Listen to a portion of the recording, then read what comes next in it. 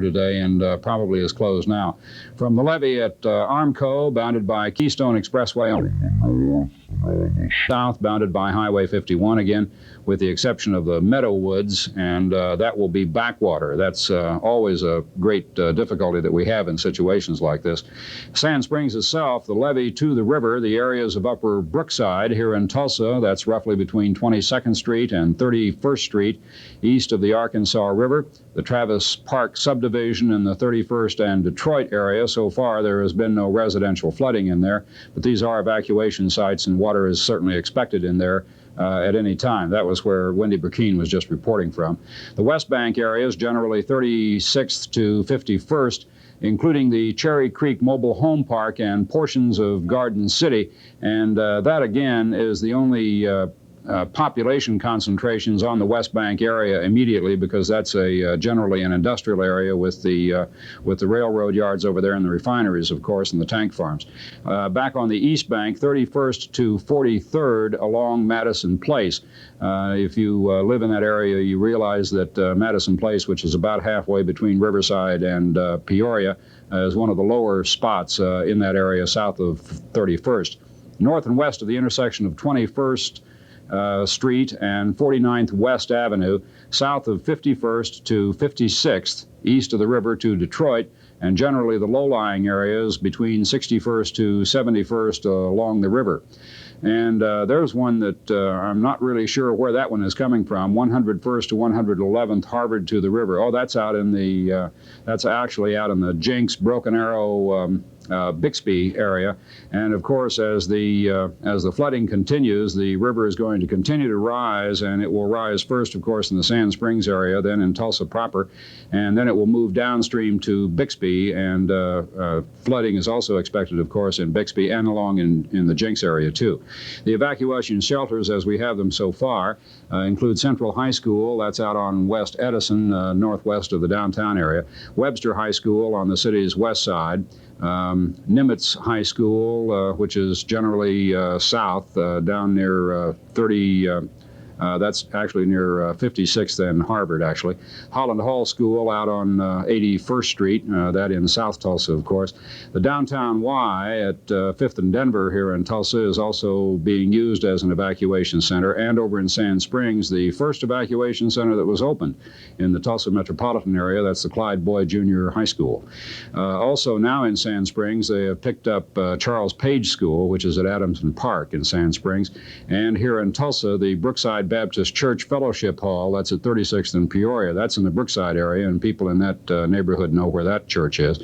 First Baptist Church in downtown Okmulgee is being used as an evacuation shelter for many of the residents in far South Tulsa who are having to get out to safer ground, of course, and as the river takes its turn to the southwest, of course, then Okmulgee is being used now as one of the shelter and evacuation centers. First Baptist Church in downtown Okmulgee, if that's the direction in which you're heading, should be used for that. And here in Tulsa, of course, it's the Central Assembly Church at 5th and Peoria, that north of the Brookside area. And still ahead, Tulsa Run was just a mistake that we just made.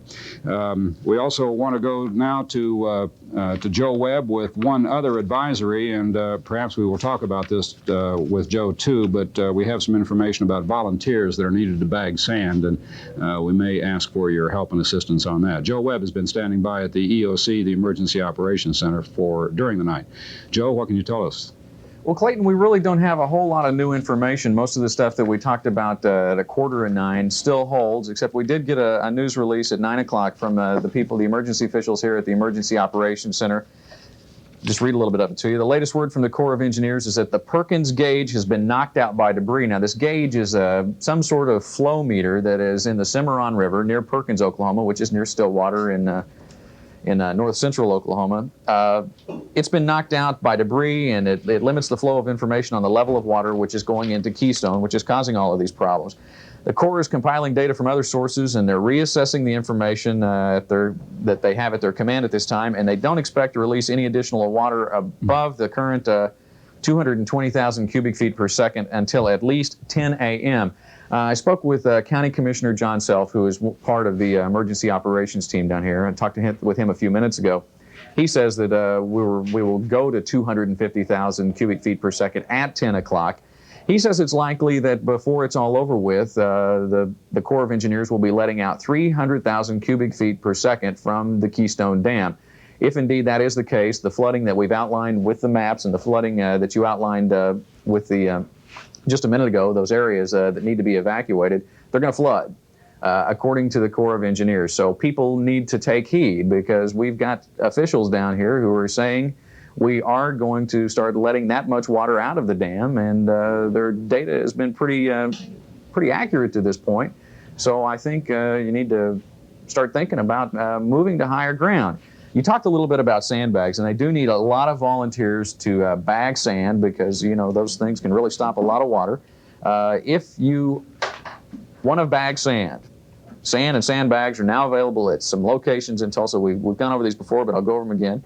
Northwest corner of 3rd Street and Houston, at 51st and Union at the Warehouse Market, 49th and Peoria at the Bel Air parking lot at the Sand Springs Fire Department. Now, if you're going to come to bag sand, please bring a shovel. If you don't have a shovel, show up anyhow. They can use some strong backs and volunteers, and I know that people will show the spirit of Oklahoma and show up and help these people, because we need these bags of sand.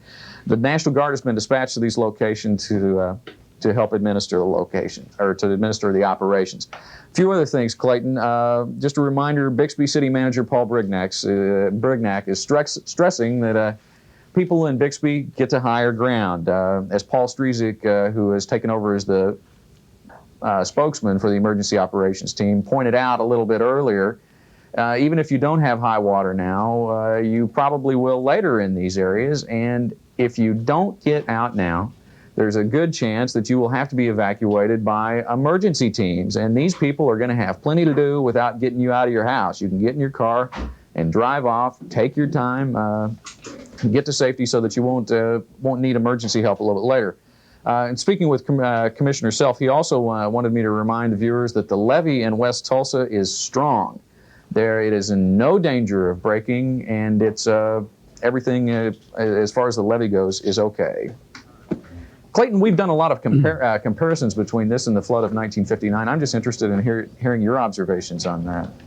Joe, about the only thing that I can recall from the flood of 1959 is that eerie scene along Riverside Drive when the water finally topped Riverside Drive, and then it was backing up because there were no facilities as we have now. It was backing up through the storm sewers. Remember, we were talking about that last night, about that backwash effect. We haven't had any of that today, but what was happening in 1959 was that the river, while it was still within its banks, was actually coming through the storm sewer system and into the Brookside area. So we had a really curious situation in that the river was coming up on one side, and here was Riverside Drive in the middle, and over all of these houses in the Brookside area, essentially everything from about 25th all the way down to 51st. There was water coming up in those too from the river, and then finally, of course, it topped Riverside Drive, and the whole thing was underwater from just a block or two west of Peoria all the way to the West Bank. And at that point too, it's probably worth noting that there were operating refineries on the west side of the river, and the dikes in that instance held as well. So that information, I'm sure, is very good.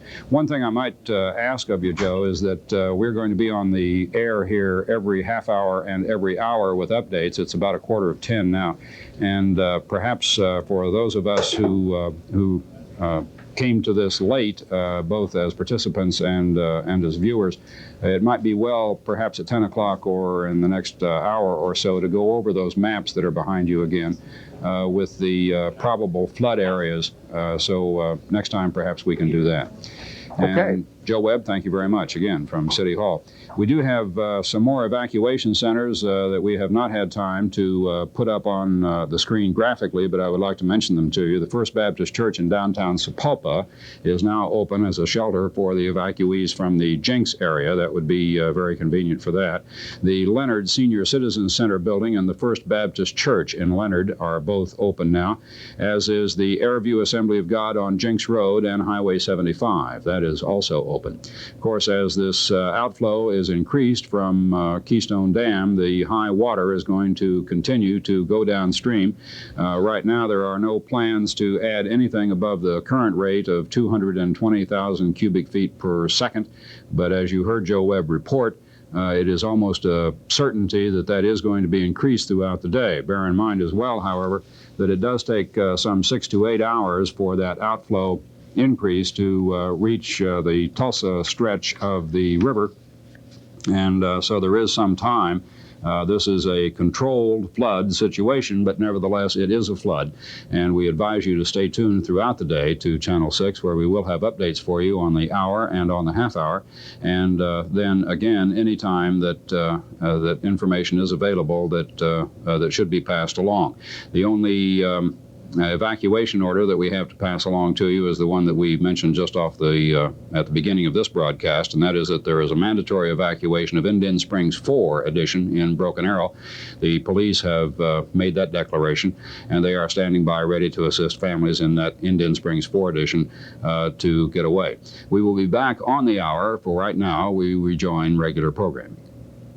This has been a KOTV News special report. We now return to our regularly scheduled program.